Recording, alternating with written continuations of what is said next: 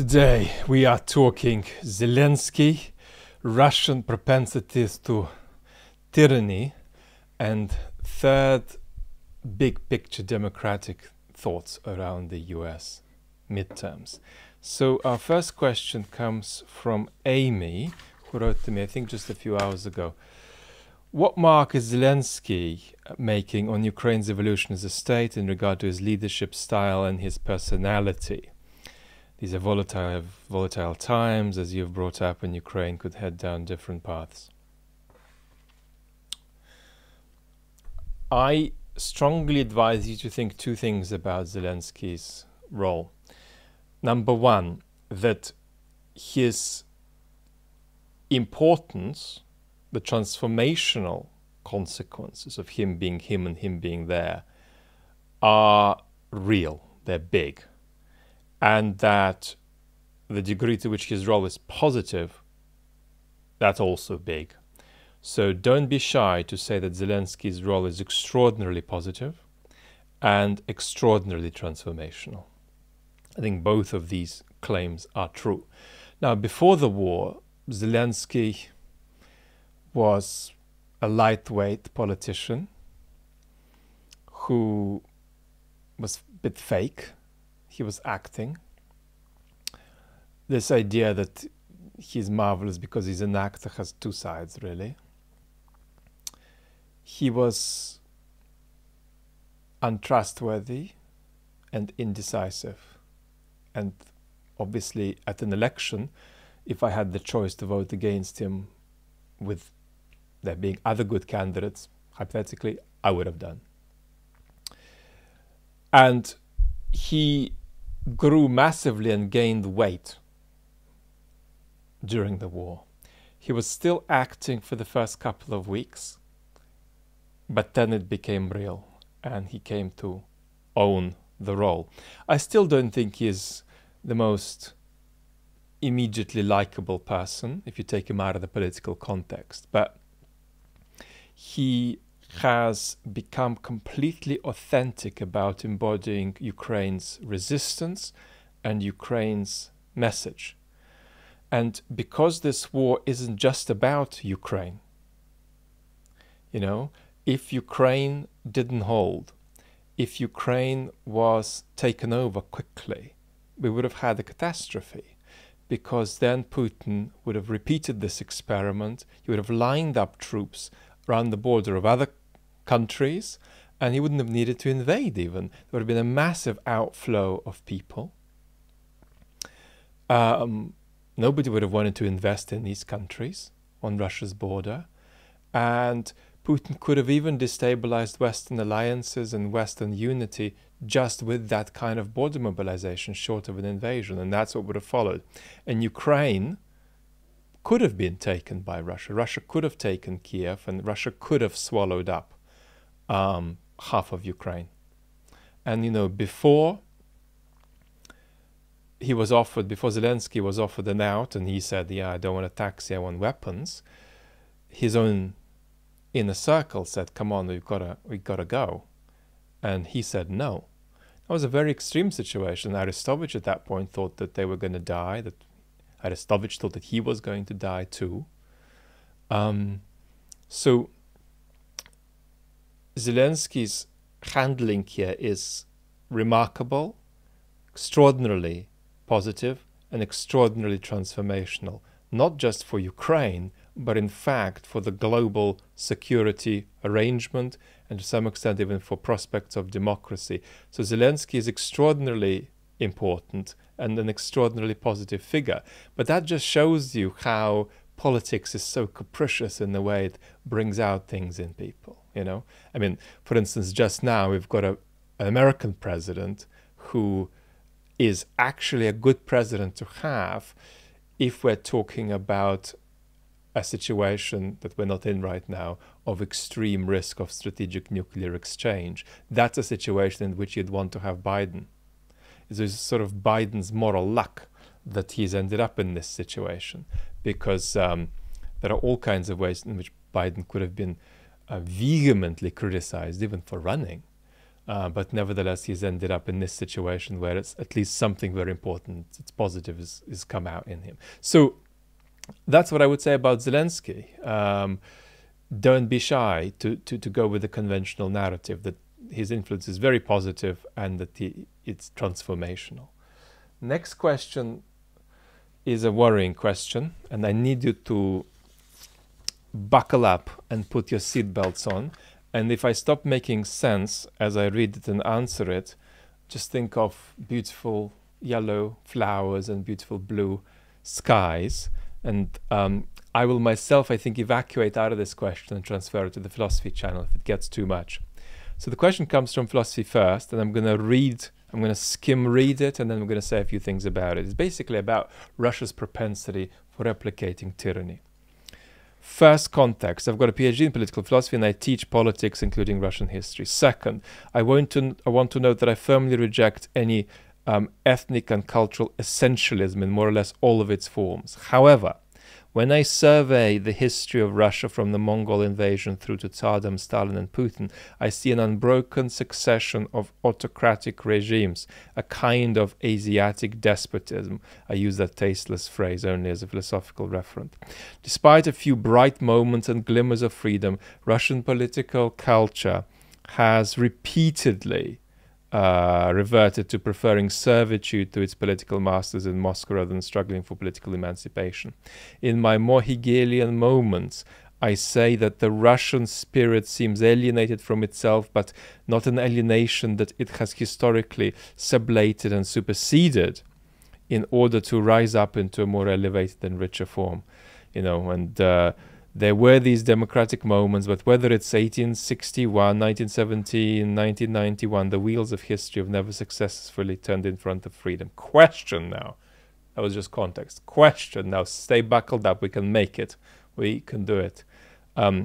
Without moving this to the philosophy channel, we're going to try. I've seen your video on the causes and nature of contemporary apathy. It was brilliant, but I'd like you to consider that political disengagement and a culture of sometimes almost worshipping one's own freedom has been persistent feature of Russian political culture for centuries. From a broader historical lens, assuming you accept anything like my caricatural view of Russian history, how would you explain this seemingly lasting element of the Russian political spirit? Scaffolding first, okay?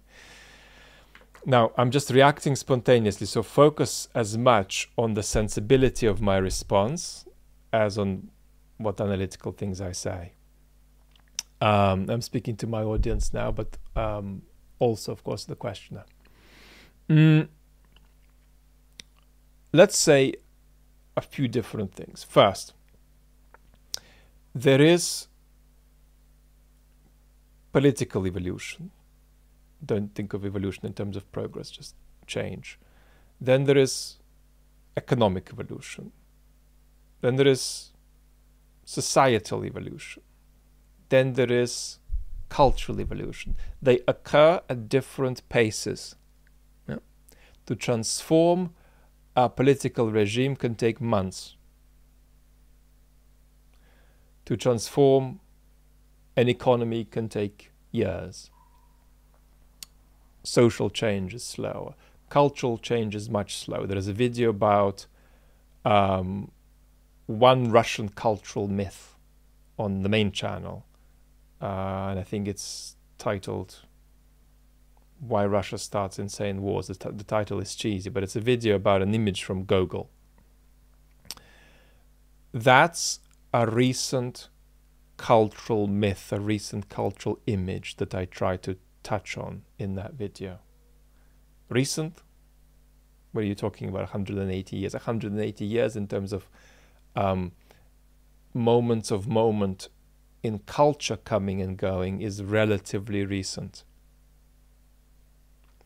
So, could there be things that are features of the ebbs and flow of Russian culture that have contributed to Russia missing its democratic opportunities? Yes. Yes. That requires a 50-minute video exploration. Let me say something cartoonish that is actually my own view. I think it's a brilliant view, too brilliant for YouTube, so the app might explode now when I mention it. But Russia's political thought, the currents of political thought floating about in Russian culture in the 19th century, had a systemic problem of converting themselves into sufficiently political forms, by which I don't mean that they weren't applied in practice. I rather mean that the political ideas didn't take a political enough shape. One of the faults of Russia's extraordinary history of political thought is that the politics in it isn't political enough. And I think it's okay to leave it in this provocative shape, because we've illustrated the structure here, that there's going to be stuff coming out of a picture we develop about the ebbs and flows of Russian culture that is going to lead to some consequences that are significant, that impact Russia's capacity to take the democratic opportunities it failed to take. Now, the style of the question is suspicious. Now, what is suspicious about the style of the whole question? What's suspicious about it is that it risks giving the impression, I'm not going to attribute this to you, but I'm just going to ventilate this for the benefit of the audience here. It risks giving the impression that there is something natural about a liberal order and something less natural about being a tyranny. So let's put a few small things on the table here to help ourselves without getting to a situation where we need to evacuate ourselves into the philosophy channel. Liberal ideas, liberal values, and that's liberal not in the American sense, but in the sense of ideas that prop up the modern democratic republic, arise, very, very roughly speaking, in the 18th century. And at the same time arises a passion, a kind of aspiration to pursue these values, to try to move toward them. A feature of that evolution that's really central is a special kind of historical self-consciousness, whereby we understand both where we have come from historically, but also we understand the complex pluralism of values and the complex range of differences, not just between cultures, but within cultures and even within the breast of a single individual. Now, it would be an extraordinary claim to make, to say that the right social conditions for a human being were contemporary liberal democracy. That would be an extraordinary claim to say that best expresses human capabilities. Extraordinary doesn't mean you couldn't try to justify it, but extraordinary means that it's a claim that requires a lot of justification. Now, how does this even work, that kind of conversation? Well, imagine we've said that this stuff has come out in the 18th century. Well, where was it before? How did the modern world come into existence? How did it happen? What do we say about the world in which these values and aspirations were absent? Could we say that that world, to that extent, was a kind of political and moral failure?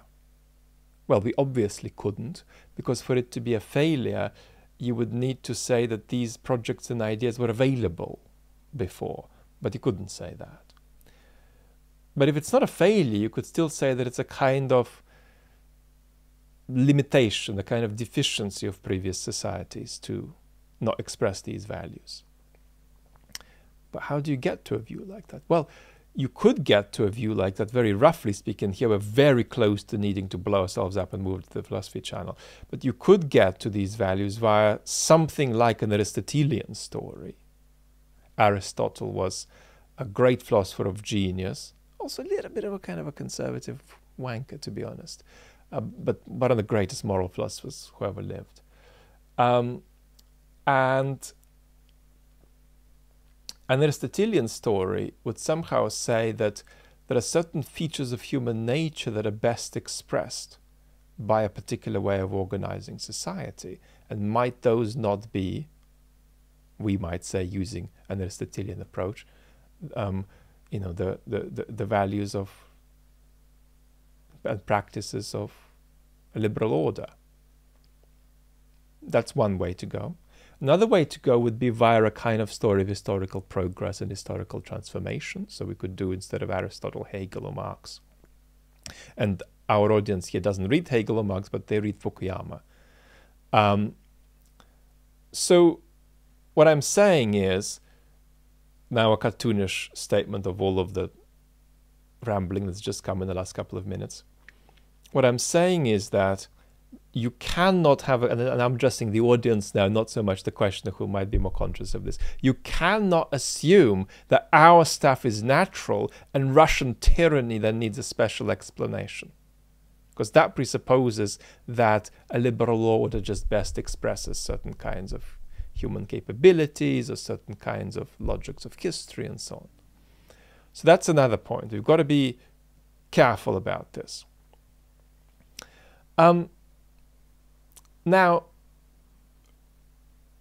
the third thing I want to say is perhaps just a historical observation, and that's that Russian thought, and that's why this point about the non-political nature of Russian political thought is so important, but Russian thought between the 1830s and Tsar Alex III in the 1880s is extraordinarily radical and extraordinarily anti-authoritarian and anti-imperial. And that folks like various kinds of Slavophiles and Dostoevsky, they're little bits here and there against a background that's very much in contrast with them. I mean, the tradition of anti-authoritarian thought in Russia in the 19th century is as rich as anywhere in Europe. And that tradition is not just 7 people talking to each other. It's sufficiently deep, sufficiently dispersed in the culture. You could see it as a kind of a cultural wash. And then, of course, there's another element to this sort of historical point that's worth making, and here we're just being empirical.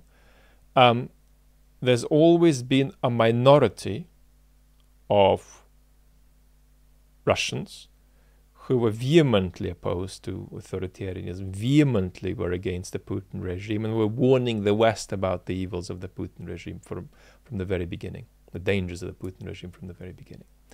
And now my video about apathy, perhaps we just say this to round ourselves off now. My video about apathy is, of course, delimited. It's a YouTube video. And my YouTube videos are sort of snippets. There's a garden. Then there is the restaurant kitchen. And then the YouTube videos are very delimited and very simple little meals I prepare that, in fact, don't represent everything that's in the kitchen. And the kitchen doesn't represent everything that's in the garden. So each video is just like a little opening. And they all sort of hang together and begin building up a kind of picture of things and a kind of way of looking too. So that's that apathy video, the last video on the channel, on the main channel, is very limited. I mean, it just ventilates the point about how Russia is bad at processing its history, and then it ventilates some ideas around why Russia missed its last democratic opportunity, really. Or its last 2 democratic opportunities, 1991 and 1999. So to go further with this, we're going to have to move to the philosophy channel, and that's not what we're going to do today. So last question. Anonymous question. What, if any, conclusions do you draw about the prospects of democracy on the basis of the US midterms? how broad do you want to go? Because we've just, rather lost our axis a bit with our answer to the last question. If you want to go broad, then, once upon a time there was a planet and it went around the star, and on it lived some clever animals who invented democracy, and then the star went out and the planet disappeared and the animals who invented democracy died, and it was as if nothing had ever happened. That's Nietzsche. I think what I'd say is this. We've got a real crisis of trust and a crisis of civic belonging, a crisis of civic nationalism in Western countries. And conflicts, political conflicts in the United States very poorly express this reality. They are very poorly positioned vis-a-vis our need to explore where the crisis of trust is coming from, where the breakdown in civic belonging is coming from. So you've got a sort of critique of the illiberal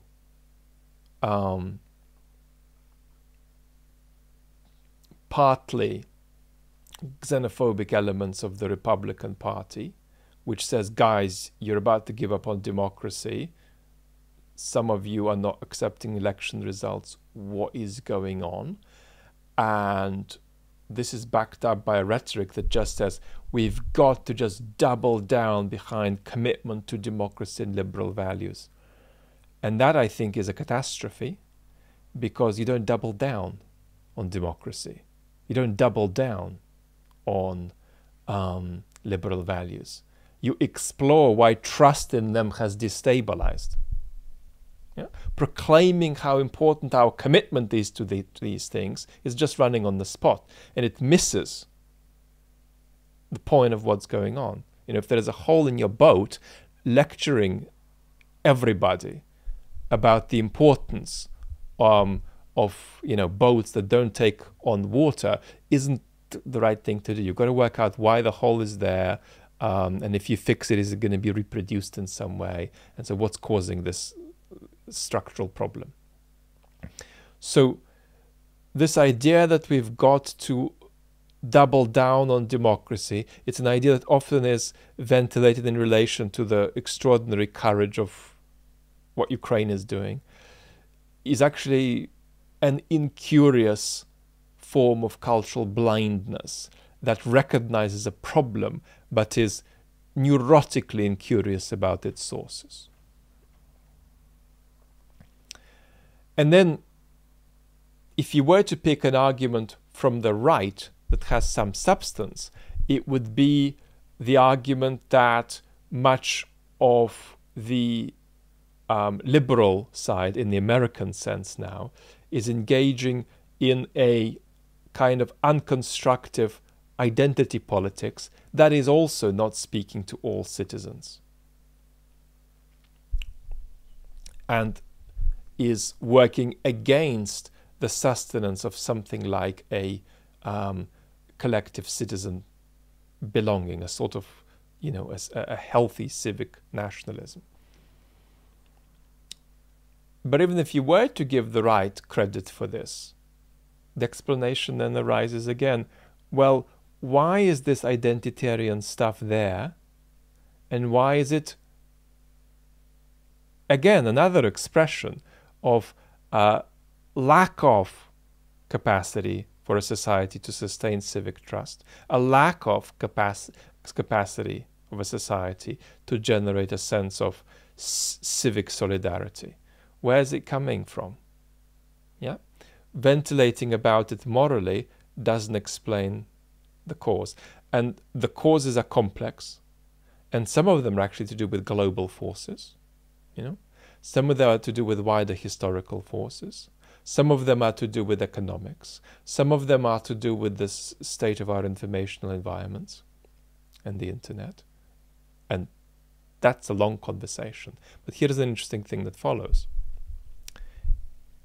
If and when Ukraine wins the war, it's going to head right into this crisis.